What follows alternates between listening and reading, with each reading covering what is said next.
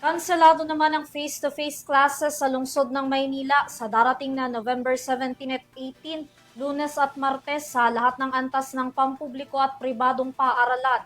Yan ay upang bigyang daan ng 2 araw na peacefully rally sa isasagawa ng Iglesia ni Cristo sa Quirino Grandstand sa Luneta.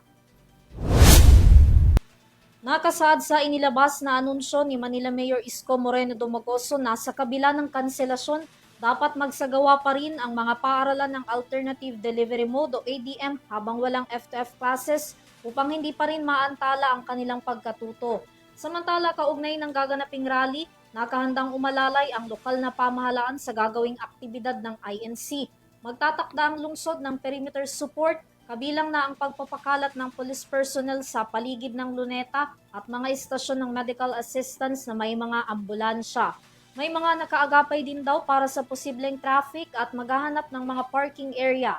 Matatandaan na una nang ipinahayag ng INC na titiyakin nilang magiging mapayapa ang kanilang isasagawang rally na layong ipanawagan ng transparency at accountability ng gobyerno, kaugnay pa rin ito sa mga maanumalyang proyekto sa bansa na sunod-sunod na uungkat, sangkot ang ilang opisyal ng pamahalaan.